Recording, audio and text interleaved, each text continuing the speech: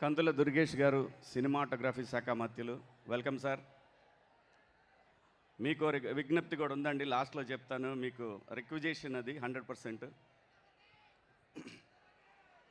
Lenin cinema మా అందరికి కూడా, ముఖ్యంగా నా లైఫ్లో కూడా చాలా ఇంపార్టెంట్ సినిమా ఇది. ఈ సినిమాలో అందరి గురించి మాట్లాడుకున్నాం, ఆర్టిస్టుల గురించి, టెక్నీషియన్స్ గురించి మాట్లాడుకున్నాం. ఈ సినిమా ఇంత పెద్ద విజయవంతం అవ్వడానికి ముఖ్యమైన రీజన్ ఈ సినిమా దర్శకుడు నందకిషోర్ గారు అలియాస్ మురళీకిషోర్ అబ్బూరు. నేను సినిమా పరిశ్రమకు వచ్చి 30 years పైన అయిందండి. మధ్యలో 13 సంవత్సరాలు మా ఆంధ్రప్రదేశ్, అమరావతి వీటన్నిటితోటి ఒక 13 సంవత్సరాలు గడిపేశాను. 13 సంవత్సరాల తర్వాత మళ్ళీ పరిశ్రమకు వస్తే ఘనమైన స్వాగతం ఇచ్చిన మీ గుండెల్లో పెట్టుకున్న మీ అందరికీ కూడా పేరు పేరున హృదయపూర్వక ధన్యవాదాలు. సినిమా ఏం మారలేదండి, ఎప్పటికీ మారదు కూడా. Indian cinema all about is emotion, glamour, ఇవి రెండే ఉంటాయండి. ఎన్ని తరాలు మారినా సరే ఎమోషన్ అనేది ఇండియన్ సినిమాలో ఎప్పటికీ ఉంటుంది. ఆ ఫార్ములా ఎప్పటికీ మారదు. కుటుంబ వ్యవస్థ ఉన్న ప్రతి సమాజంలో ఇలాంటి సినిమాలు వస్తూనే ఉంటాయి, వస్తాయి కూడా. అదే ఇండియన్ సినిమా.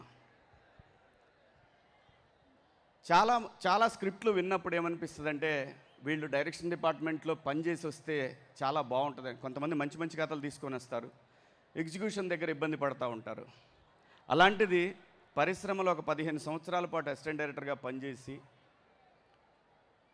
గొప్పగా రాసుకొని లెనిన్ అనే ఒక సినిమాని, తన ఊర్లో ఉన్నటువంటి పాత్రలని, ఇన్ని పాత్రలని ఒక మాస్ హీరో సినిమాలాగా మార్చడం అనేది అది అనుభవంతో మాత్రమే వస్తుందని నేను తెలుసుకున్న సత్యం.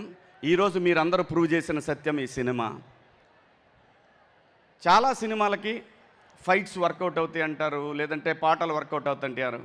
ఈ లెనిన్ సినిమాకి మాత్రం వర్కౌట్ అయింది ఖచ్చితంగా 200% కథ మాత్రమే. కథ రాసుకున్న, కథ నడిపిన విధానాన్ని. నేను సినిమా ఇండస్ట్రీకి వెళ్ళినప్పుడు అసిస్టెంట్ డైరెక్టర్గా పనిచేశాను, ఎడిటింగ్ డిపార్ట్మెంట్లో పనిచేశాను, ఆల్మోస్ట్ అన్ని డిపార్ట్మెంట్లో పనిచేశాను నేను. నాకు అర్థమైంది ఏంటంటే, ఎవరైతే రాజమౌళి గారి దగ్గర నుంచి ఈరోజు సక్సెస్ అయిన ఈ సినిమా లెనిన్ సినిమా వరకు ఈ డైరెక్టర్లందరూ కూడా ఫాలో అయింది ఫ్యామిలీ, సెంటిమెంట్, డ్రామా, మంచి పాటలు, మంచి ఆర్టిస్టులు, పెర్ఫార్మెన్స్లు. వీటిని నమ్ముకొని వీళ్ళు హిట్లు కొడుతున్నారు తప్ప, కొరియన్ సినిమాలో తప్పేం కాదు, ఒక సినిమాని అడాప్ట్ చేసుకోవటం తప్పేం కాదు. కానీ నేటివిటీ కథని అద్భుతంగా మలుచుకొని, వాళ్ళ పక్కూరు, మీ పక్కూరే కదండి రామాపురం, వాళ్ళ పక్కూరు రామాపురం తిరుపతి దగ్గర, ఆ ఊర్లో ఉన్న కథను, వాళ్ళ ఊళ్ళో చెర్లోపల్లిలో ఉన్న కథ క్యారెక్టర్స్ని అన్నింటినీ పెట్టుకొని, తన చుట్టూ ఉన్న జరిగిన సంఘటనలన్నింటినీ పెట్టుకొని ఒక అద్భుతమైనటువంటి డ్రామాని ఈరోజు ఈ సినిమాలో మనందరం చూసాం. బ్లాక్ బస్టర్ చేశారు మీరందరూ కూడా. నిజంగా ఈ దర్శకుడు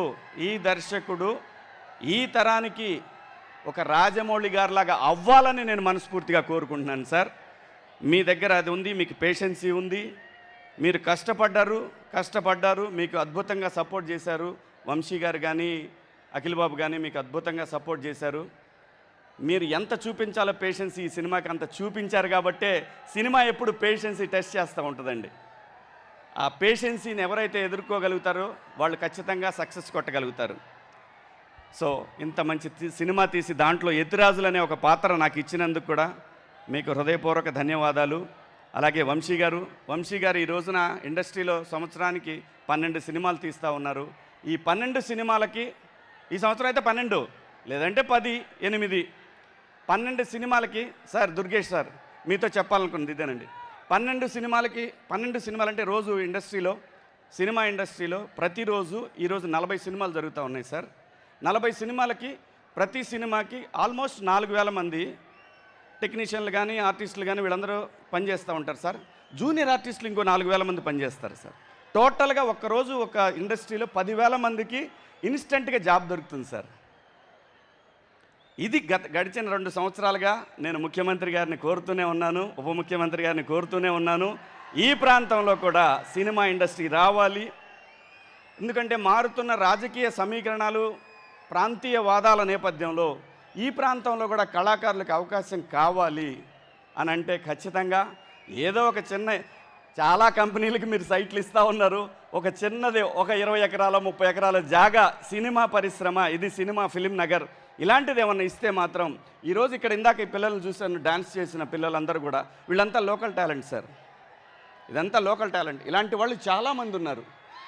వీళ్ళకి అవకాశం కల్పించాల్సిన బాధ్యత ఈ తరంలో ఉన్నటువంటి ఈ ప్రభుత్వం అంటే విడిపోయారు కాబట్టి ఈ ప్రాంతం పిల్లలకు కూడా పరిశ్రమ దగ్గరైతే చాలా బాగుంటుందని చాలా సందర్భాల్లో మాట్లాడానండి. ఖచ్చితంగా ఈరోజు మీరే వచ్చారు. మీరు ఖచ్చితంగా ఇది ఇద్దరు ముఖ్యమంత్రి గారు, ఉప ముఖ్యమంత్రి గారికి ఇద్దరికి కూడా ఇది విన్నవించండి సార్. ఖచ్చితంగా ఈ ప్రాంతంలో కూడా పరిశ్రమ ఉండాలి. తెలుగు సినిమా అనేది చిన్నదిగా సార్, చాలా పెద్దదండి, చాలా పెద్దది. ఇంకొక రాష్ట్రం అయినా సరే, ఇంకో తెలుగు రాష్ట్రం అంటే అమెరికాలో కూడా ఉన్నారు మన వాళ్ళు. అంత పెద్ద పరిశ్రమ ఇది. సో ప్లీజ్ సార్, ఇక్కడ కూడా టాలెంట్ని ఎంకరేజ్ చేయాల్సిన బాధ్యత ఉంది. ఇది అలాగే అఖిల్ బాబు, నేను ఒక్క మాట చెప్పాలనుకున్నానండి మీకు. మీది ఇది 8వ సినిమా కదండి? 8 మనం యాక్ట్ చేశారు మీరు. అఖిల్ బాబుకి వచ్చిన నంబర్ 8, ఆయన date of birth 8, Narendra Modi గారిది 8, గంగూలీ గారిది 8. 8 నెంబర్ చాలా పవర్ఫుల్ నెంబర్ అండి. 8 నెంబరు కష్టపెడుతుంది, చాలా కష్టపెడుతుంది. ఖచ్చితంగా వర్కౌట్ అవుద్ది, ఖచ్చితంగా చాలా పెద్ద లెవెల్లో వర్కౌట్ అవుద్దండి ఈ సినిమాలు. అలాగే మీ ఫస్ట్ సినిమాలో మీకు ఇంకొక సెంటిమెంటు నేను మొన్న ఈ మధ్య చూసి గమనించింది, కన్నయ్య, శ్రీసింధులో కూడా ఇంకో కన్నయ్య ఉన్నాడు. సో నేను ఎప్పుడో 15 ఏళ్ల క్రితం ఎప్పుడో మా టీవీలో ఇంటర్వ్యూలో చూశాను. నాన్నగారు అమ్మగారు ఇద్దరికి మాట్లాడుకున్నది, మీ సిసింద్రి సినిమా గురించి మాట్లాడింది. ఈ సినిమా మీతో చేయాలని వచ్చినప్పుడు అమ్మగారు ఒప్పుకోలేదు. బ్లూ క్రాస్కి మీ రెమ్యునరేషన్ కింద సపోర్ట్ చేస్తానంటే మిమ్మల్ని ఆ సినిమాలో చేయడానికి ఒప్పిస్తానని చెప్పి అమ్మగారు అనటం. నిజంగా భైరవుడు మీకు సపోర్ట్ ఉన్నాడు సార్. Keep rock. అరే నేను పోతా ఆకండి. అయ్యగారే నెంబర్ 1, డౌటే లేదు. అయ్యగారు నెంబర్ 1 వచ్చాడు, ఆడే నెంబర్ 1 అక్కడ వచ్చాడు, ఇక్కడ ఉన్నాడు అతను. అయ్యగారే నెంబర్ 1.